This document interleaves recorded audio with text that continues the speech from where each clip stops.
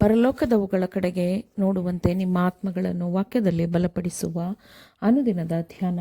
ಇಂದಿನ ಧ್ಯಾನದ ಶಿರೋನಾಮೆ, ಕ್ರಿಸ್ತನು ಪ್ರೀತಿಸಿದಂತೆ ಪ್ರೀತಿಸಿರಿ.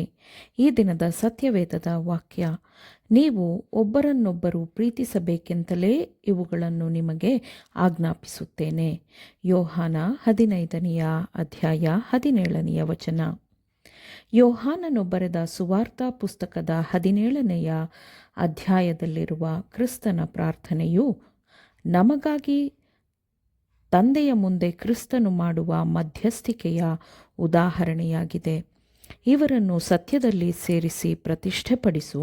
ನಿನ್ನ ವಾಕ್ಯವೇ ಸತ್ಯವು. ನೀನು ನನ್ನನ್ನು ಲೋಕಕ್ಕೆ ಕಳುಹಿಸಿಕೊಟ್ಟಂತೆ ನಾನೂ ಇವರನ್ನು ಲೋಕಕ್ಕೆ ಕಳುಹಿಸಿಕೊಟ್ಟೆನು.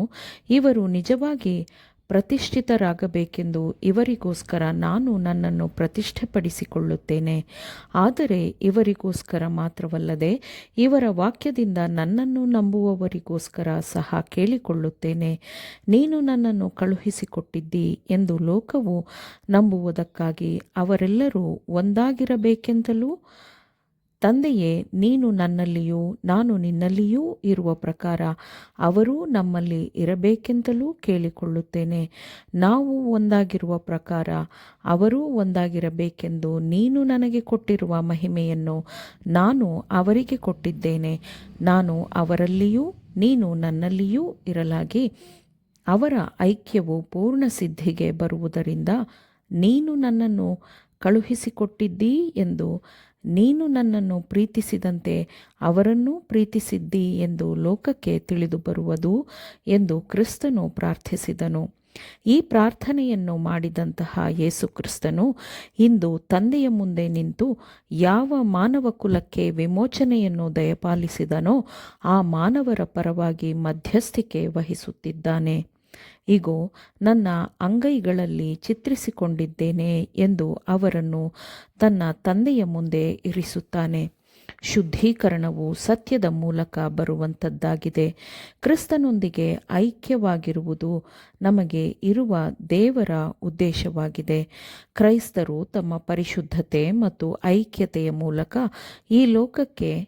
ಈ ಲೋಕದ ಸಲುವಾಗಿ ಕ್ರಿಸ್ತನಲ್ಲಿ ಮತ್ತು ಕ್ರಿಸ್ತನ ಮೂಲಕ ಪರಿಪೂರ್ಣವಾದ ಕೆಲಸವನ್ನು ಮಾಡಲಾಗಿದೆ ಎಂದು ಸಾಕ್ಷಿ ನೀಡಬೇಕು. ದೇವರು ತನ್ನ ಮಗನನ್ನು ಪಾಪಿಗಳ ರಕ್ಷಣೆಗಾಗಿ ಕಳುಹಿಸಿದನು ಎಂಬುದಕ್ಕೆ ಅವರು ಹೀಗೆ ಸಾಕ್ಷಿಗಳಾಗಬೇಕು. ನಿಮ್ಮ ಹೃದಯಗಳಲ್ಲಿ ಶುದ್ಧೀಕರಣದ ಈ ಕೆಲಸವನ್ನು ಮುಂದುವರಿಸಲು ನೀವು ಕ್ರಿಸ್ತನಿಗೆ ಅನುವು ಮಾಡಿಕೊಡುವುದಿಲ್ಲವೇ? ನೀವೆಲ್ಲರೂ ಆತನಲ್ಲಿ ಪರಿಪೂರ್ಣರಾಗಿರಬಹುದು. ಸತ್ಯದ ಪರಿಶುದ್ಧತೆಯ ಮೂಲಕ ನೀವು ಪರಿಪೂರ್ಣರಾಗಬಹುದು ಎಂಬ ನಿರೀಕ್ಷೆಯು ನಿಮಗಿದೆ.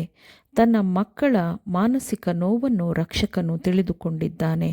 ಕೆಲವೊಮ್ಮೆ ಅವರ ಹೃದಯಗಳು ಹೇಗೆ ಗಾಯಗೊಂಡು ಅದರಿಂದ ರಕ್ತ ಸೋರುತ್ತಿದೆ ಎಂಬುದನ್ನು ಆತನು ತಿಳಿದುಕೊಂಡಿದ್ದಾನೆ. ಒಬ್ಬರು ಮತ್ತೊಬ್ಬರ ಭಾರವನ್ನು ಹೊತ್ತುಕೊಳ್ಳಲಿ ಎಂದು ವಾಕ್ಯವು ಹೇಳುತ್ತದೆ. ಮತ್ತು ದೃಢವಾದ ನಂಬಿಕೆಯುಳ್ಳ ನಾವು ನಮ್ಮ ಸುಖವನ್ನು ನೋಡಿಕೊಳ್ಳದೆ ದೃಢವಿಲ್ಲದವರ ಅನುಮಾನಗಳನ್ನು ಸಹಿಸಿಕೊಳ್ಳಬೇಕು ಎಂದು ಕ್ರಿಸ್ತನು ನಮಗೆ ಹೇಳುತ್ತಾನೆ. ನಾವು ಒಬ್ಬರಿಗೊಬ್ಬರು ಸರಿಯಾದ ಸಂಬಂಧದಲ್ಲಿ ಇರಬೇಕು. ಆದರೂ ಇದನ್ನು ಮಾಡಲು ನಾವು ತ್ಯಾಗ ಮಾಡಬೇಕಾಗುತ್ತದೆ. ಅನಂತವಾದ ತ್ಯಾಗವನ್ನು ಕ್ರಿಸ್ತನು ನಮಗಾಗಿ ಮಾಡಿದ್ದಾನೆ ಮತ್ತು ನಾವು ಇತರರಿಗಾಗಿ ತ್ಯಾಗ ಮಾಡಲು ಸಿದ್ಧರಿಲ್ಲವೋ? ದೇವರ ಹೃದಯವನ್ನು ಗಾಯಗೊಳಿಸುವ ಎಲ್ಲವುಗಳ ಕಡೆಗೆ ನಾವು ಎಚ್ಚರವಾಗಿರಬೇಕು.